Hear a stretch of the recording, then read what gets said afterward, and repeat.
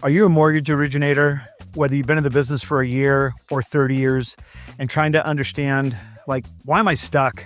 Why can't I grow? What am I missing?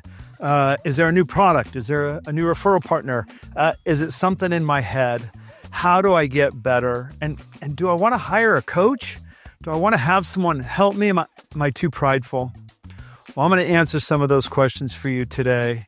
And today is probably going to be, no offense to my other guests, my favorite day in an interview, because I get to spend some time with someone who's been a dear friend of mine for a long time, since college, and for someone that can absolutely help you change your career. Now, it's not just about being a mortgage originator, but that's the area of expertise, and you'll get to find out why. But I can't wait to have you spend some time with me and my very good friend, Tim Braheem. I'm not looking to make a referral to you to Tim Braheem. I'm trying to make an introduction so that you might get the glimpse of someone who could absolutely have a massive change of positive impact on your life. So let me tell you a quick story. Tim, welcome to my hot seat after I sat in your hot seat back in the pandemic, man. It's good to see you. It's great to be here, bro. And I've been watching some reels from your show, and you're doing a wonderful job. This is clearly you working within your genius, and it's a pleasure to see. And I'm glad to be here. Thank you. I'm going to give the audience the quick recap because that's the boring part. I want to talk about all the other stuff that's transformed. And I always make this joke for my 3.4 listeners and your 6,000 listeners. You and I met in college, right? When we were, I say young, dumb, and I had more hair, but you still have great hair. And we went to Harvard of the West together. Of course, for anyone who knows, everyone knows that's Cal State Northridge. I'm going to fast forward to the pandemic. I'm going to go really fast. And you asked me to be on your podcast, and I was honored to do it. Had a shit ton of fun doing it for obvious reasons. But one of the best things about that time with you was I loved that you wanted to interview me because of our friendship, how long I've been in the business. But there was an important part of that interview that I don't know if you really heard me, so I'm gonna say it again. As much as you think I opened a door to help you get into the mortgage business, you have no idea the impact you've had on my career. And so I'm just going to spoil your head for just a minute. I was envious of you when you catapulted and took this trajectory that I was invited to be a part of, but I wasn't able to be a part of. And I got to tell you, I watched every step you made in your career. And full transparency, you know me, I say it like it is. I was a little bit envious because you were achieving a level of success that I wasn't. And it was a little bit hard for a couple seasons in my life. Like I hated looking at Mortgage Originator magazine when you would be in the top 20. I wanted to celebrate you for doing 200 million a year, but I'm like, shit, I only did 60 million that year. But I got to tell you, from afar, I watched it. And I think I learned more from your trajectory, your successes, your failures, and most importantly, your servant's heart that you wanted to pour into others. And so my career would not be what it was if I hadn't watched you grow in the space and in the time. And I learned more from you than anyone else in my 30 years in the business. So really, I should be thanking you, just so you know. So I appreciate you. Thank you for that very much. And I am unaware of that. It's actually really interesting. My wife and I were just talking a couple of days ago after a retreat that I just facilitated for my clients. And she's like, wow, what does it feel like to have such a big impact on people's lives in the way that you do? And I said, gosh, babe, I really don't know, in the sense that I don't really ever focus on that. I was exposed at a pretty young age, Chris, to some teachers within the mortgage industry who, unfortunately for them, had kind of taken themselves very seriously, and I could see the ego engagement in the process. And I kind of made a vow to myself back then that I never wanted to be that guy. I just wanted to be a humble teacher. It's worked out well for me to kind of play that role and to not take myself so seriously. And I'm very grateful to hear that I had an impact on you from afar in that way. And right back at you. I mean, I would have never gotten into the mortgage business if it wasn't for you. So, I mean, that's the facts. And so I guess it's a pretty reciprocal relationship in that regard. Yeah. Well, the quick recap is Tim and I went to college together. I got a job in the mortgage business early. Tim was in the grocery business, right? And trying to figure out this career at Lucky's supermarkets, right? And so we connect one day and you're like, God, that sounds interesting. Let me kind of come hang out with you.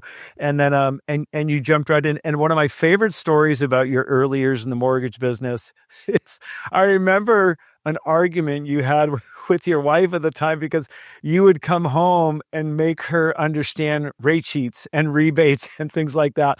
And that I thought about that for a second and I'm like, God, that dude is all in. Like, he's not just, this is not 9 to 5 for you. Now, you hit that right out of the gate. So let's just jump right in. Like, I've always wanted to understand, why Michael Jordan was better than everyone else. I think he worked harder. He also had talent. You hear the stories of Kobe Bryant, right? Getting up at 5, staying in the gym. We hear that similar stories with success stories. I'm not comparing you to Kobe Bryant, but I will say in the mortgage industry, if you look back in the history of time, you're one of the few guys who came in and absolutely hit the ground running. So where does that mindset come from when you come into a brand new job that you have no idea about? You start consuming information, and within about, correct me if I'm wrong, about 3 years, you open your first mortgage company, First Rate Financial. Give me the kind of, how does that mindset work where you're just all in and the rest of us, I mean, I've had a great career. I'm not at that level. My mind wasn't working that way. What do you attribute that to? What's that process like? It's a great question. I mean, I've never been asked this question, so I'm really grateful to have the opportunity to answer it. I mean, first of all, I remember shadowing you in those early days. And I remember at one point, like watching you work and you were really good on the phone, at the company we were working at, South Coast Financial. And I was like, I could do this. And I was like, gosh, this is like a whole new world where there's no limitation as to what I could create. Like, I mean, I had been used to working an hourly paid job and I was super stagnant in it. I mean, I was actually always trying to figure out ways, to be honest with you, that I could do as little work as possible and still get paid. That was like the game that I was playing with myself. Right. And all of a sudden there was this opportunity to have no ceiling on what was possible. And that turned it into a really fun and interesting game for me. But I think that the thing that I did early on that and it's a story that I've told from time to time. I don't know if you know this story, but I came back from my honeymoon with my former wife, and we went and we met with our CPA. And I was 28 years old, and this is one of those typical early in life CPA meetings where he's asking all the questions like, how old do you want to be when you retire, and blah blah blah. So when he asked that question, I didn't have an answer, but I just threw a number out, and I said 40, and his name was Howard, and I remember Howard leaned back in his chair and started laughing hysterically. And he was like, do you have any idea how much it costs to put kids through college? Do you have any idea how much inflation is a factor in the equation and how much money you'll need? And he's like, it's time for us to get real. Yeah. And I remember thinking, and I don't know if this is, what's the rating on this show? Is it PG-13 or is it R? Where can we go here? You can full R. We just don't go X.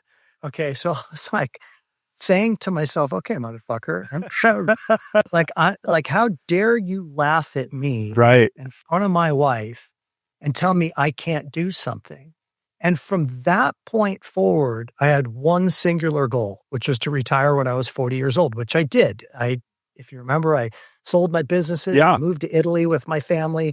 And the point of the story is that I've been doing a lot of studying on the subject matter of implementation lately. And if any of you have not read the book Atomic Habits by James Clear, I highly recommend you read it. Yeah, great book.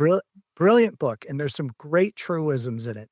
And one of the things that is talked about in there is like, what's your carrot? Like, what is your driving force? What's the thing that you're seeking to achieve? I mean, so many people go through their business life somewhat aimlessly, meandering around with no real strong incentive, no reward for good behavior. And that's really what we're talking about. It's like, what are the rewards that you're giving yourself for executing with good habits? So for me, it was like, okay, what does that look like? What do I need to do to be able to retire when I'm 40 here at the age of 28? well, I need to talk to people who need to borrow money, and I need to talk to people who can refer me to people that need to borrow money. And if I'm not doing those two things, I am running the risk of not hitting that goal. So I associated, the goal became from retire when I'm 40 to when I was 35 years of age or so. It was not just retire, but move to Italy when I turned 40. Yeah, I remember that. And that became my fuel. Like that was my prop motor behind every activity I did. So when the grind was tough and we went through 99 and 2000 when rates went up and business slowed down and I had to like remake myself yet again and grind through the conversations of rate shoppers and people saying, no, now isn't the right time to refinance and all of that kind of stuff. It was always with a fuel behind it of this goal that I had set for myself. So from a mindset perspective, I think that we all respond to the carrot and the stick. It's like, do you want to use fear to be your friend, which would be the stick, or do you want to use a carrot that you put out there? And I kind of play with both, quite frankly. But I think that the healthier of the two is always the carrot, like chasing after that thing that you want and putting meaning behind the activities that you need to be doing to achieve success in your career. Yeah. I just had a flashback and I'm going to go back in time for a second when it was the first time through our friendship in college in the fraternity where I knew you were going to do something that wasn't normal. Now, I'm not saying you're not a normal guy, but what you have done in business, you will probably never say this publicly. You reached the upper echelon. You went on your own. You built and sold a mortgage company. We'll get to Loan Toolbox in a minute, and then we'll get to your coaching platform, your what I call your changing people's lives platform. But I remember in college, without giving too many secrets, there's this hell week, right? When we're pledges that we got to go through. And that's where we learn all the secrets, right? That's where all the secret stuff happens.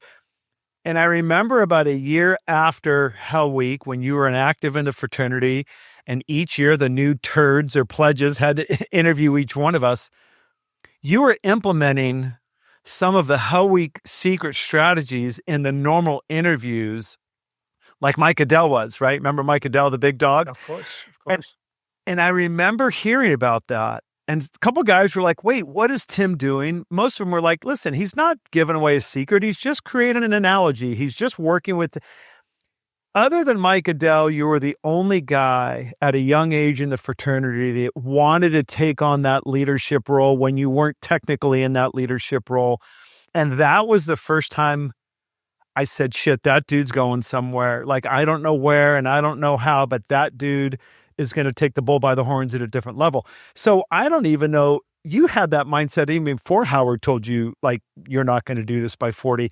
And so do you remember going through that in college? And have you always said, no, whatever I want to do, I'm going to do it. I want to lead. I want to be on top of the leaderboard. I don't want to be good. I want to be great. Yeah, I've always wanted to be on top. Like I remember when I went to my third mortgage company out in Simi Valley, I was cocky. And I remember I walked into the office and I met with the owner and I interviewed to come work there. And the question that I asked him with this, as I said, who's your top producer? And he said, Mike Pfefferman. Yeah, Mike sure. Pfefferman's office was right outside. You probably remember. Mike, a friend of yours still to this day, I'm sure. Yeah. I haven't talked to him in a long time, but Yeah. I would call him a friend, right? And I walked over to his office. I looked inside at him, didn't say hello or anything, walked back into the owner's office and said, he'll be number 2 with improved. But the thing is that I know that sounds cocky and it is cocky, but I like to create leverage for myself. That's a declaration. Like when I decided I was going to move to Italy, I incorporated that into my stage presentations in front of thousands of people. At the end of every one of those presentations, I would say to that huge audience of people, in 4 years, in 3 years, in 2 years, whenever it was, I'm going to be moving to Italy. And I'd close my eyes on the stage and I would walk them through what my experience was going to be like when I was there. I was visualizing the experience before it happened, which is what the art of manifestation is. If you want to fulfill your dreams, you first need to create dreams. Then you need to live those dreams in the moment so they will then come to manifest. And the activities that we back those dreams with are critically important. There are a lot of people that think that manifestation, Chris, is just saying something that they're going to be doing and hope that it happens. Yeah. That's not what manifestation is. Manifestation is to create clarity as to where you're going. What is the path that I'm going down? Where am I going to wind up in a given time frame? And then to live into that every day with the actions and activities that will propel you and take you there. But without the dream and the goal, how can you expect to arrive at the destination? Yeah, I love what you just said because I relate everything back to coaching my kids in sports, and even at a young age, although you've brought it in so eloquently for adults and professionals, I used to tell my daughter's 5-year-old softball team, like, I promise you're never going to get a base hit if you don't swing the bat. They had to visualize the hit, right? Whether it was a foul ball, it didn't matter. They had to see somewhere in their visual that they're going to hit the ball, because if the bat stays on their shoulder, they're never going to hit the ball. And anytime someone talks about goals and where am I going to go, I think sometimes people forget, like, if you tell yourself you're going to Italy in 4 years, and I will say this, and you taught me this, if I want to do 100 loans a year, I just start with 100 loans, and then I'm going to back into my process, and then I just got to do what the process is, right? If I talk to X amount of people and I close X amount of deals, I got to talk to that many people. How am I going to talk to that many people? If I got to do X amount of meetings and X amount of coffees, and what I love about what you just said is I just think people forget sometimes, like, you have to be able to visualize what that goal is going to be, and then you got to decide what steps are going to take to achieve it, and then you just kind of follow the steps. I'm not saying that's easy, but it's really, there's a difference with a guy like you and me, because you visualized it and you did it. I've had an incredible career, no complaints. I'm going to talk about that in a little bit, when you went and got your degree in spiritual psychology, because that's where I think you're having more of an impact on your friends and on your audience than ever. So let me just take a quick step backwards. You open and sell your first mortgage company, First Rate Financial.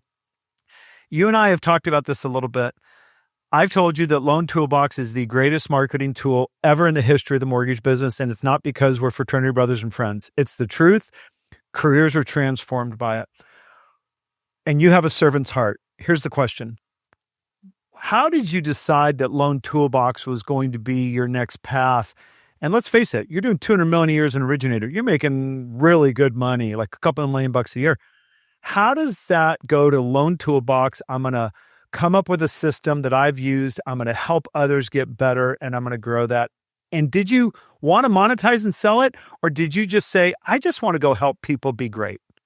I want to take 2 steps. I'm going to answer that question Yeah. second. Yeah, and the answer is going to probably surprise you a little bit, but it's the honest answer, which is what I'm here to always deliver. I want to take 2 steps back, though. You talked about Michael Jordan. There's a really great old book that any of you could read called Sacred Hoops, and it was written by Phil Jackson. And the reason that Phil Jackson was such a successful coach with the Bulls and the Lakers was not necessarily because of what took place on the court. I mean, he was a brilliant tactician, the triangle offense, all of that. But it was his ability to get into the minds of those players, in particular Dennis Rodman, For sure. and Michael Jordan. And what they did was they did a lot of manifestation work. They had a dark room at the United Center in Chicago, and he had one at the Staples Center in LA, and Kobe talks about this too, where before the games, they would meditate. And they would meditate for half an hour to 45 minutes, visualizing the guy that they were going to be guarding that night, what that person's tendencies were. Do they go to their left? Do they go to their right? Do they fade away on their jumper? Do they try to create contact? And visualizing moving their body in defense of whoever it is that they're defending, and then subsequently also making their offensive moves on the defender that would be guarding them. They lived out. It's like an actor rehearsing the play before they go on stage. So when you go on stage, you already know it. Okay. And that's a key thing to manifestation, a key thing to manifestation in business. So the truth of the matter on your question, Chris, was I was bored. It was just that simple. Yeah. I was in the top 50, 8 consecutive years. I didn't have anything else that I didn't really care about being number one. That didn't mean anything to me. And I needed another challenge. So that other challenge became, how can I teach originators how to be great? And more than just how to be great as originators, but how to be great as people. Like that was a very conscious thought process of mine. Like, how can I teach them how to get home earlier, to be with their families, Yeah. to be connected with their children, their spouse, their friendships and their life, etc. And the goal definitely was to build it and sell it, which is exactly what happened. Yeah. Um, but after that, a lot changed. Like my purpose now is so very different than it was back then. I mean, life goes through chapters. I went through a struggle with a tough time in my life with a divorce. I went back to school, got that degree in spiritual psychology, did a lot of work on myself. And where I sit today and the purpose behind my work today is a very different purpose than the Lone Toolbox gigs. Yeah. First of all, one of the things I love about that, and I would expect nothing less from you because it's been our relationship, and I only want to be in relationships with people who speak from a place of truth and honesty. I believe truth and honesty can be done kindly, even if someone may not like, well, what I want to say. I never knew that Lone Toolbox had a vision of I want to build something and I want to sell it. I knew you were getting a little bit bored with mortgages. Full transparency. One of the reasons I'm doing this podcast, one of the reasons I'm so involved in some philanthropics, I'm a little bit bored with mortgages. I think I'm good at it, but I just don't get the fuel from it anymore. I still love helping people. I still like talking to first-time home buyers, as funny as that sounds. But I didn't know that about Lone Toolbox, that it really had a specific purpose in the sense of you wanted to sell it. So let's jump into post Lone Toolbox. So you build Lone Toolbox. For those people who don't know, Lone Toolbox was the greatest marketing tool for every mortgage originator in the country, and all the successful originators were on it, are using parts of it, have implemented something in their strategies. But before we talk about school, let's talk about Italy, because I remember the journey, and I remember you going to Italy for the year with your wife and kids. Hardest part about moving to Italy, best part about that year in Italy. Hardest part about moving to Italy was making friends for sure, Yeah, because when you don't speak the language, the nature of the relationship is very surface level, right? Like, I mean, if I only know basic words, like how deep can I really go in a conversation and truly forge a friendship with people? So sure. it was a bit lonely for the first 6-9 months until I started to get a little bit better grasp on the language. The best part about Italy was everything else, like the Yeah, food, the wine, the lifestyle, the people. I mean, Italy is my home. I mean, I still go there to this day once or twice a year. yeah, My wife and I are going to be hosting our third couples retreat in September in Italy with my clients and their spouses. Italy is a very special place in my heart, and I think it's that way mostly because I'm a passionate person and it is a passionate culture. People feel big there. They live a very vibrant life. And whenever I'm there, it's just like I morph into an entirely different person. yeah. I've been there twice. I feel the same. Anyone listening has been to Italy, they're going to be able to resonate that exactly. Let me before we move on to Italy, let's talk about the kids for a second. So they go to Italy. They don't speak the language either, right?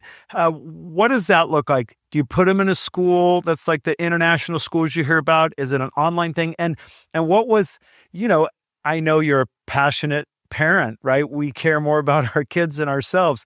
How was going through that experience? Like, was it hard for them? So that made it hard for you. Did you ever say, shit, what did I do? I just took my kids away from their friends and their country where they speak the language, and now I've taken them somewhere else. I'm sure it all worked out, but what was hard about that as far as like the kids transition? Great question. Yeah, it was really hard at first, especially for Trey, my son. He was a little bit older. He was 7 at the time, 8, something like that. So he had just turned 8. Yeah. And he was very lonely and missed his friends, Yeah. missed his grandparents. And there were some nights where he cried himself to sleep, and that was heartbreaking to experience that. They went to an international school to answer your question, so they met kids from all over Europe. Sure. The primary language in that school is English, so it was a little bit easier on them in that regard. But it's interesting because I was just telling somebody this the other day. I've been to 42 countries in my life, and my son's 27, and he's been to 44 Oh, wow. countries. I mean, he is an avid traveler. That's his passion.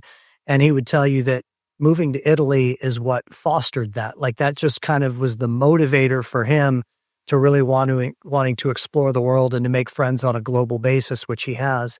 So it definitely had an everlasting impact on his life for sure. Yeah. Isn't that, it's such a powerful story. And I laugh, you and I are the same age. I laugh with some of my friends. Like, I don't want to blame the world on the millennials and I don't want to say how soft they are.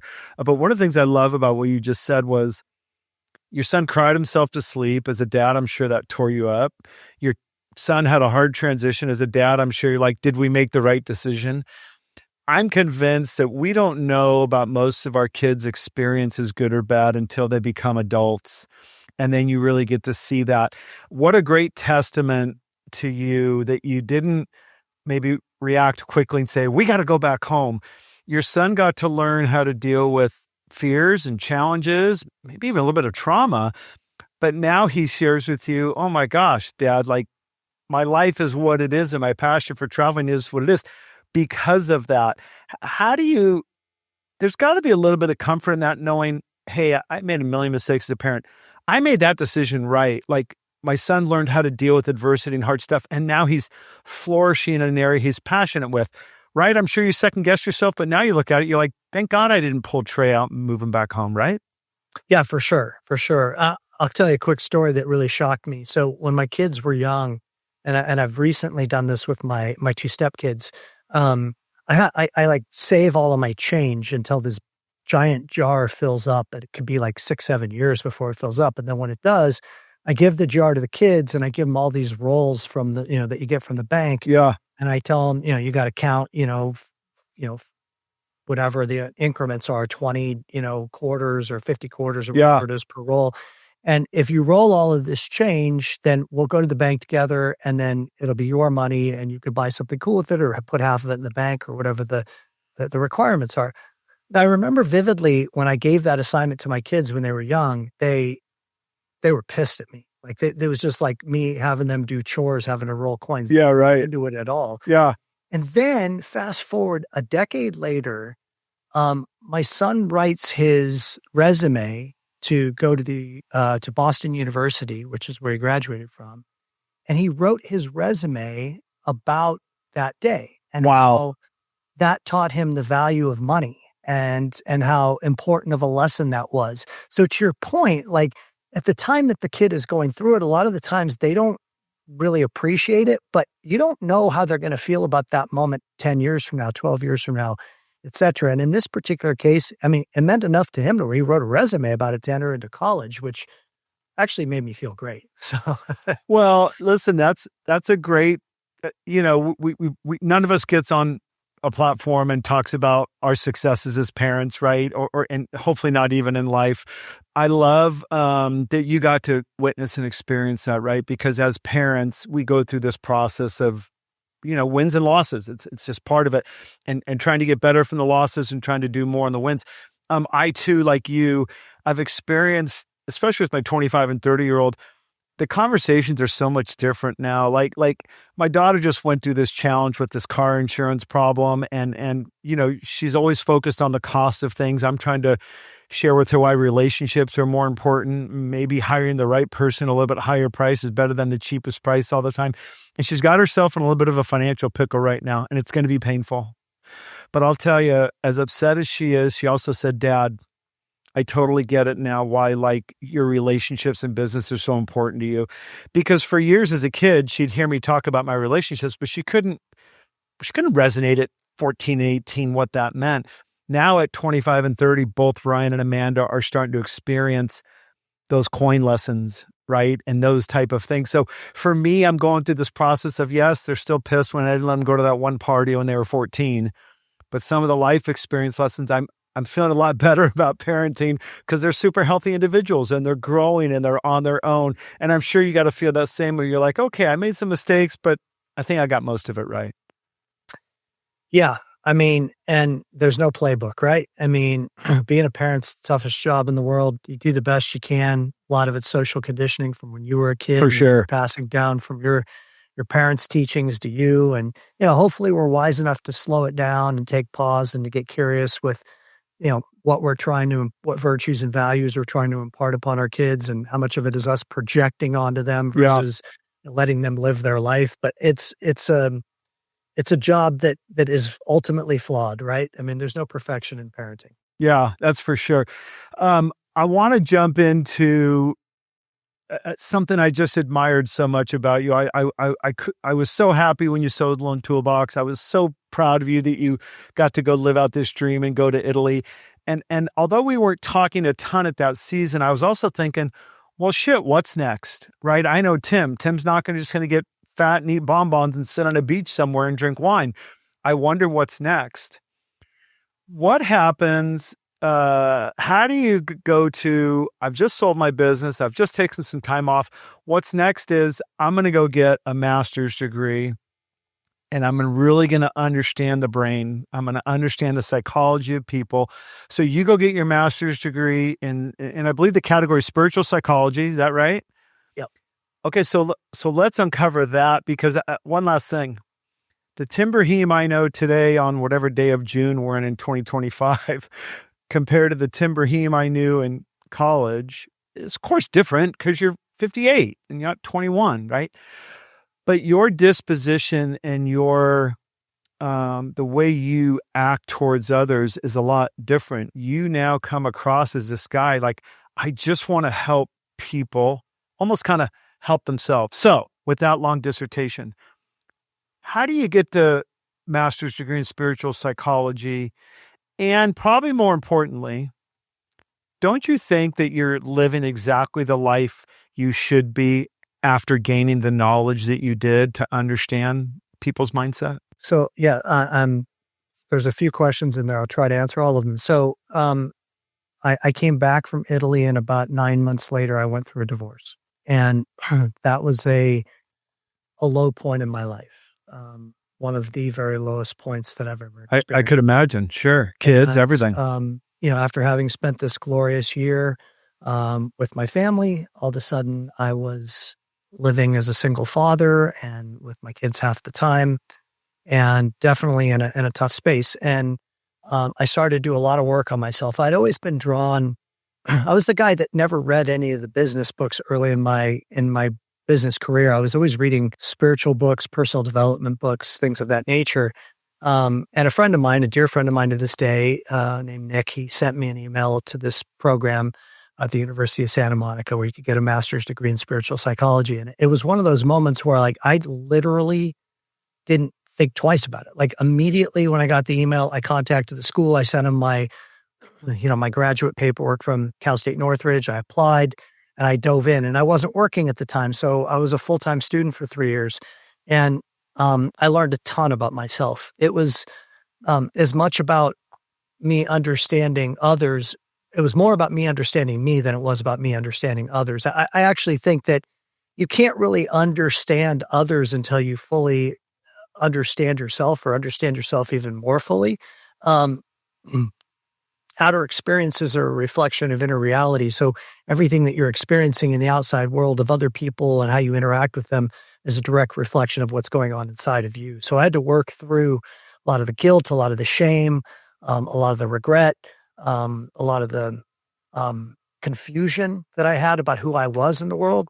Sure. And as I did, I then realized, wow, like I want to help other people with this content. Like, I mean, there's a tremendous opportunity for me here. And, Chris, the reality of it is this, and I hope this comes off with humility because it's certainly intended to, God gave me some really prolific gifts in this lifetime. I mean, I'm able to articulate myself really well. I'm a passionate person. I'm a creative thinker. I use that creativity to create curriculum for people to help them learn and grow. And I feel like my purpose is to pay homage to my creator for giving me these gifts, and to use those gifts that have been given to me to serve my creator's children. Right. So like that's how I frame everything up now in terms of the work that I do, is that I'm just fulfilling I don't want to say my obligation because that feels heavy, but I'm fulfilling my purpose to my creator to give back and to help others with learning and growing. And The last 15 years now that I've had my coaching company, I've been able to do that, and it's a dream job. I mean, if you ask me of all the careers you've had, and I've owned a restaurant and, that you've eaten out with me and all these things, like there's no career that I've had that I have more joy for than my coaching company because, and you're getting me at a really interesting time because I literally just finished a retreat, on Saturday of let's see, today's Tuesday. So yeah, it was last Saturday, just 4 days ago. And Yeah. it was a 5-day immersion with these 12 beautiful people that we'd been together for a year. And it was very emotional and very deep and very enriching. And they've grown so much in their business and they've grown as parents and spouses and human beings. So, I sometimes wonder if I should even be getting paid to do this or if I should be paying them because, Yeah.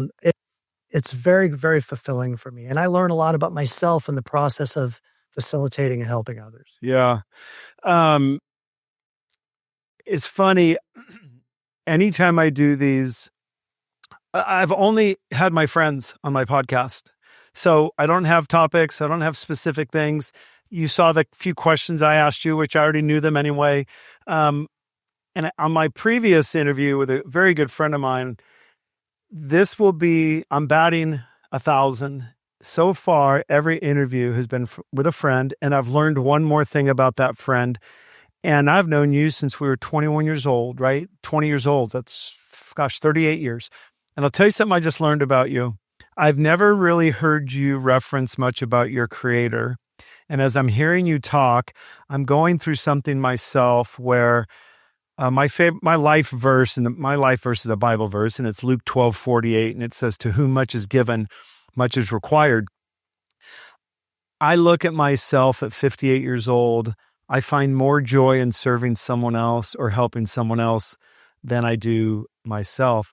I always know you've always had a servant's heart anyway, but I love hearing that you're in this space where you're like, I'm probably happier in my coaching company than I've really ever been in my career because I think you're doing what God designed you to do. Not everyone is given the gift that Elon Musk has to build rocket ships and build these great cars, right? He gives us our own special talents. I love that you have absolutely taken what you feel has been given to you and you're going to take it to serve others. And it's one of the best redeeming qualities about you because as we've all been through life and you're vulnerable about sharing, I went through a divorce. I went through a really hard season. Do you feel that journey brings more comfort in our own traumas when we do serve others? Because I found, I've been through some stuff that personally.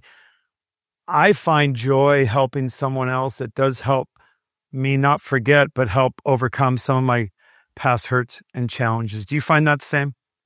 So there's a teaching that that I have learned and that I then have taught to my clients, and it's a very important formula, which is healing is the application of loving to the places inside that hurt. Healing is Say that. Hold on. Say that again. Healing is the application of loving to the places inside that hurt.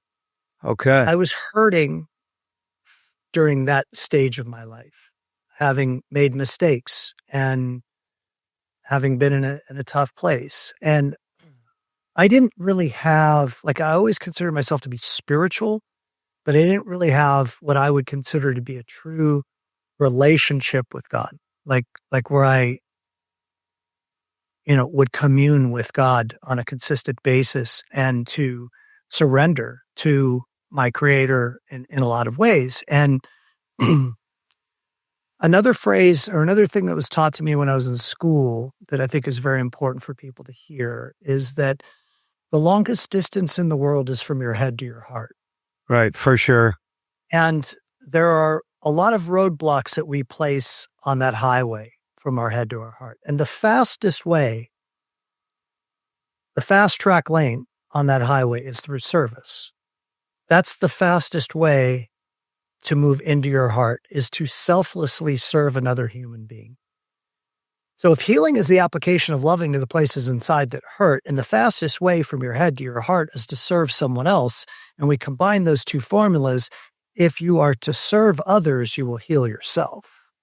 Yeah. Which is what I found through this journey of mine over the last 2 decades or so, Yeah. or decade and a half.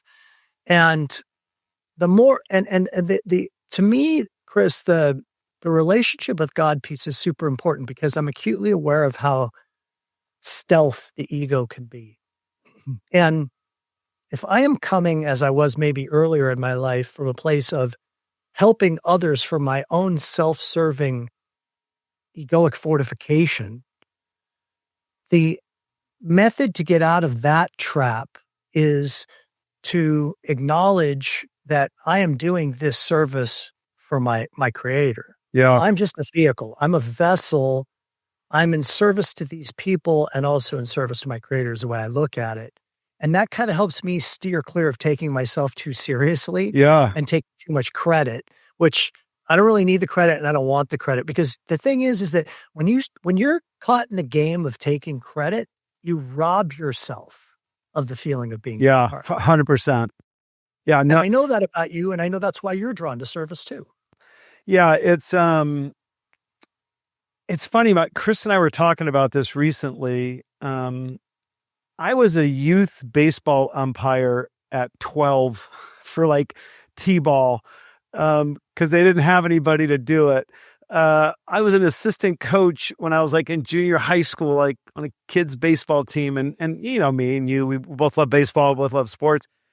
And my old man my old man lived with us. He was never around. He was not generous. He was not kind. Mary was the opposite, right? Mary was always trying to be generous and kind. And Chris asked me, because my wife has the same heart, like, dude, she just took a second career as a trauma therapist for drug addicts and, veterans and serving the least of these for pennies on the dollar because she has a servant's heart. And to bring this full circle, Chris and I were trying to look back and reflect on, like, I don't know what happened at that young age when I chose to umpire someone and no one told me to do it. I wasn't reading spiritual books or motivational books. And I sure am grateful every day, and I thank God that I have a servant's heart. That doesn't mean I don't have hard days. That doesn't mean I do everything right. But I will say this, for some people who know some of the personal traumas I've been through in my life, and they've said, Chris, you still seem happy. You still seem to have some joy. My answer is, well, God allows me to have that. And for that, I want to try and help one other person find joy or find purpose. And I'll say something about you right now that it's really great to see. Ever since you went and got your master's degree and you started really, I hate to use that word coach, but you are a coach. The way you speak has changed, just so you know. You have become so much more intentional. You pause. You don't speak a lot of words. And I always admire people that are slow to speak and quick to listen. And the person with the fewest words is usually the smartest guy in the room. I'm not saying we didn't have a great time in Pittsburgh and in Boston when we were 21, drinking too much beer and doing some things we shouldn't have done. But I don't know if you have enough people in your life who know you like I do, who can affirm to you and say, I believe you're exactly where you're supposed to be. I believe you're exactly where God designed you to be. And your disposition is different. And you absolutely can tell that you are in this space of, I don't want to say content to be complacent, but content, and you really are comfortable in helping people. And I want to talk about loan outlets in just a minute, but are you able to receive that and really feel like, listen, I'm not boasting, but I really like helping people. I think I'm good at it, and it brings me joy and pleasure. That's a really great question that you just asked. The answer is yes, and thank you.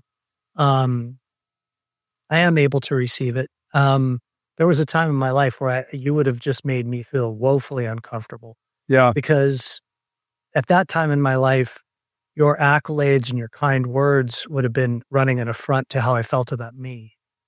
And I would not have been able to take it in.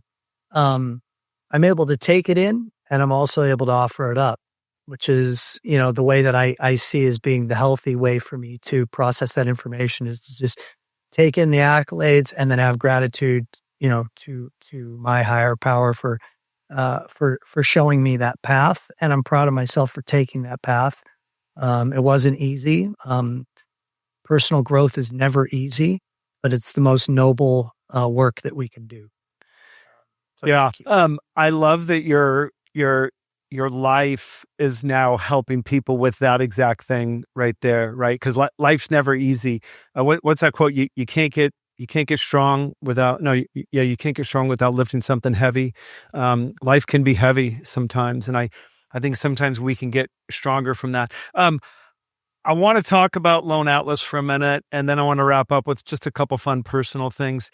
So, man, you guys are exploding. I mean, you've got this roster of Shohei Ohtani and Mookie Betts in the what I would call the personal mortgage coaching world. And before I ask you the question I want to ask you, I know you guys are mortgage specific, but I also know you're probably more life specific under the ruse of, right? You deal with all these mortgage people. And I know you do some retreats that are not mortgage related. I know you're friends with your lineup. How did you guys all sync on let's do this thing together? Like not powerhouse, because you would never use those words. How did you put that powerhouse lineup together to come together to have everyone have this common vision of we're going to take the best of the best in the industry and we're going to help pour into others? So the entire faculty of the Lone Atlas, of which there are 21 of us, they're all clients of mine, and therefore, by definition, they're all friends of mine. Yeah. I don't subscribe to I got to keep a crisp line between, me being their coach and me being their friend. The line's super blurred, and I'm totally fine with it, and I always have been. Um, the the mantra of the Leadership 360 program, which is my coaching program that they're all a part of, is you leave the question, the egoic question behind of what am I going to get from being a part of this coaching group, and replace it with how am I going to help. And as a result of that, we've built this incredible community of people that just give to each other. So I went to them 2.5 years ago now, I guess it's been, and I said, hey, this industry is going to need us. Everybody's been asking me, when am I going to do Loan Toolbox again? I don't want to do it by myself. I don't want it to be about me. You guys are so gifted, and there's an opportunity for us to do something fun together and to help a lot of people. Would you guys like to do this? And I had wireframed out everything, because I've done it before, and they were all in. Every single person said yes, and now we have this really giving faculty of teachers that's really making a difference in people's careers and hopefully making a difference in their life as well. That's really the bigger picture that we're looking for. Is I've told people this a lot of times, like, I've actually turned people down for my coaching company, Chris, that in my interview process, I could tell that all they wanted was me to teach them how to make more money. And if I taught them how to make more money, I would be driving them down a path that wouldn't be a very fun path for them, because they would be even further disconnected from their kids, their spouse, and themselves. So for us, it's about, like, not only teaching you how to be more financially successful, but teaching you how to be more successful in your heart and more successful in your relationships. And hopefully we're doing that. I think we are. Yeah, you are. I'm gonna ask one uncomfortable question for you, but you told me I can ask anything I want. Anyway. I know that a big part of your focus with Leadership 360, which now you've got this entire group with Lone Atlas. I know that we in life want to help others in areas that we've maybe experienced a pain or a trauma. Do you think one of the reasons you're so passionate in Leadership 360 and your coaching clients about life balance, you probably lacked some of it when you were building empires? Would you agree with that? Like if you looked back, could you say, oh, I could have worked a little bit less. I could have had a little bit better balance. I want to ensure I have balance moving forward and I help others with balance. 1,000%. I was just telling my wife yesterday when we were driving back from Northern California, I said, I need this as much as they do. Like, I need to teach the content that I'm teaching them. So I am reminding myself of the power of. Oh, I love that. That's powerful. And the importance of it, right? Like, so it's like I get as much out of, it's like I have I have 5 retreats a year. So I have 5 different times during the year where I am gathering off the grid and looking at business and life from a very clear perspective and reminding myself, don't forget where you've been, where you are now. And I can honestly say that I'm tell my wife all the time, I'm like, thank God that you didn't meet me until you did, because you got the best version of me. Yeah. And you deserve it. She's a wonderful woman, and we have a beautiful marriage. And, had I met her 30 years ago or 20 years ago, even, I'm not so sure if we would be together, because I wasn't who I am today and I didn't have the life perspective. And I got to tell you, bro, like at 58, I don't know if you feel this way, but I like being 58. The amount of like wisdom from life that I have that I could then give to others is so beautiful. Like to just be able to draw from past experiences that I didn't have to draw from when I was much younger. Yeah. I was going to say that, even though I don't know Liz, I was going to say that, like, when we all do get together for that glass of wine, we've talked about, like, we'll have fun talking about stories. And she is getting the best version of you. However, I'm just going to affirm something to you. We can only be the best version of ourselves based on our experiences. And if we want to get better, there's some things I look back on in parenting. I'm like, I can't believe I did that. And my kids sometimes will give me the grace and say, Dad, you're 27. Like you didn't, there's no roadmap. Like you were just trying to make good decisions. Yeah, you were crazy, but you loved us. Good for you that Liz gets to recognize that she's getting the best version of yourself, because we can only be the best version of who we are today based on whatever happened tomorrow to want to get better. I will share some stories with her that I will not disclose on this show when we do get together, because we'll have some good laughs about that. And then she'll realize, okay, Tim's not perfect. That's for sure. I know you're not perfect. She can handle all of them. My wife has an amazing sense of humor, and there's Yeah. no conversation that's off limits for her. I can tell you that. Yeah. I love that. I think I'm most grateful watching your career where it's at, taking your experience of success in mortgage, taking your desires to get better mentally from your own hurts and traumas, and then not only doing it for yourself, but doing it for others. And the best part of what you just talked about with your Leadership 360 for me is this: there are things I too have to do every day if I'm helping someone else, because I need it for me. I've been married 30 years this August. Every single day I have to try and continue to share with that woman how I feel about her. And there are some days I miss that. I find that when I get someone calling me saying, Chris, I'm having a hard time in my marriage. You've been married 30 years. As I'm speaking out loud to them, I'm actually thinking, oh, I got to get better at that. I just had my goddaughter get married, and I've officiated 5 weddings. They wanted to do a Bible study, a marriage Bible study, for 6 months leading up to the wedding. And it was this beautiful study. And when I would finish, my wife would say, how did it go? I said, I learned more about being a better husband than I think I taught them. And I Yeah, think well, you're, that's one of the reasons when I went to those 21 different faculty members, 20 actually, I'm the 21st, and I asked all of them if they wanted to be teachers. They all said yes, because they all recognize that what we teach, we also learn. So when you're teaching something, you're also learning and evolving as well, and that's the great mutual benefit in being somebody who's willing to serve and teach. yeah. I got 2 more things and I got to wrap up, but I got to tell you something. I try and keep these things way more personal. God surprises me every day, because I knew driving down here today, we were going to have so much fun and talk about and I want to tell you what I love about meeting with my friends. It didn't take that path because it wasn't supposed to take that path. I think I learned more about you, even though I've known you for 28 years, 38 years. I've learned more about you in this 50 minutes together, about some of the journey and some of the path, even though I thought I knew. And I'm grateful it took that route instead of talking about what we did in Pittsburgh and Boston and all the great memories and fun stuff, that we had as kids. 2 last things. What's it like? So you married to Liz. She's got 2 younger kids. What's it like? You got 2 kids in their 20s. Now you got 2 kids kind of getting ready to be teenagers. How is that going back into that time, being a bonus dad? Well, our relationship is quite unique. We have a long distance marriage.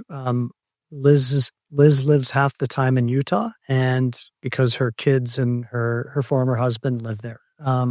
And I go to Utah, from time to time. Yeah, It's not like I'm there living with them 24/7. sure. So I would probably describe my relationship with Reed and Sveva, which is what their names are, as being almost like an uncle, maybe in some ways, Okay. or something more along those lines. I mean, like this summer in Costa Rica, they'll be with me for like 3 weeks. So we have these stints where 3 weeks, 4 weeks, we're Yeah. living as kind of a typical family. Yeah. But it's really fun to see them grow and to also be an ally to Liz because, she's going through the process of being a parent of soon to be teenagers. And I kind of know what's coming. Yeah. You've been through it.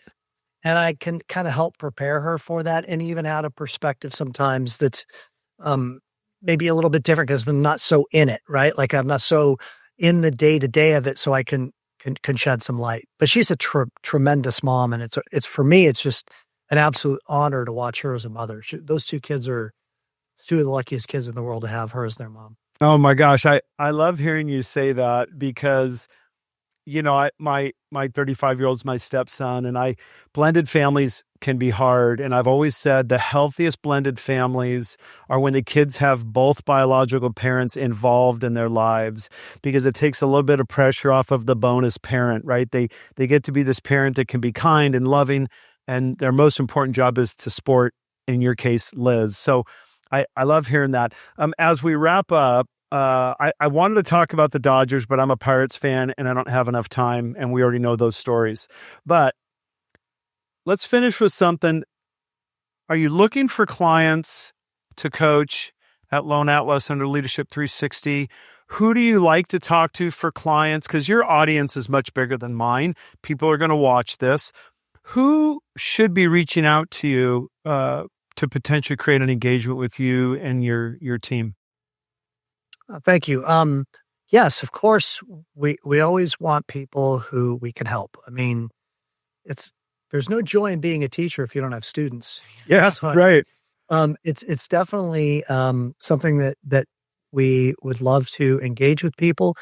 They're two very, very different platforms. I mean, Lone Atlas is an online learning platform that has a faculty of 21 teachers, whereas Leadership 360 is a much deeper, more intimate experience. I would just say that if you're interested in learning more, just reach out to me, shoot me an email. I'll just give you the easy one to remember, tbraheem@gmail.com. I assume you'll put it in the show notes. And that's just the easiest way to get started. Just reach out. Love to help you grow in your business, but certainly love to help you grow as a human being. Yeah, I can't wait to see your continued growth and success, and the things that you're doing with your Leadership 360, and allowing originators to come in under Lone Atlas and just try and help get better. I know your travel schedule is a fun one, and I know we're going to get that time to get the four of us together. But having a friend on this show who I have known longer than anyone on this show was an absolute honor to just have you on here today and just learn just a little bit more about you, even though I thought I knew most of it. And dude, I love our time together, our long years of friendship. I know we're not in it day to day, but I love that I can pick up the phone or get you on a podcast and I can talk to you like it was when we were 20 years old with earrings in our ears and Z Cavaricci pants and drinking beer and doing stupid things, in college. I never forget when that earring of yours that you had just gotten that afternoon came out, and I had to push the post back in and create a new hole in your ear, and you were bleeding and sweating. And in New York, at the bottom of the World Trade Center at the mall when we went to Tom Zolga's for those 3 days in South Brooklyn Heights. Remember that? Exactly. Yep. Yeah, we may or may Chris, not have thanks had for having me. Yeah, we may or may not have too many drinks that night when you were trying to plug that earring back in. Hey, listen, man, I love you. I love your journey. Love you too, I'm bro. super proud of you. I can't wait to just continue to watch the success stories from afar. And we'll look forward to connecting soon. And let me do a quick wrap up. Tim Braheem's my friend, and he's wicked smart, and he gives a shit at a different level. He can help you if you need help, whether it's a hurt or a bad habit, or you want to get better and successful at what you do. His Leadership 360 program is a really specific coaching program that can really help catapult your career. I've watched it. And under Lone Atlas, boy, for you mortgage originators, it's a great place. This library is intense and insane and impactful, and you should be a part of it. So thanks for listening, and look forward to talking to you soon. Thanks.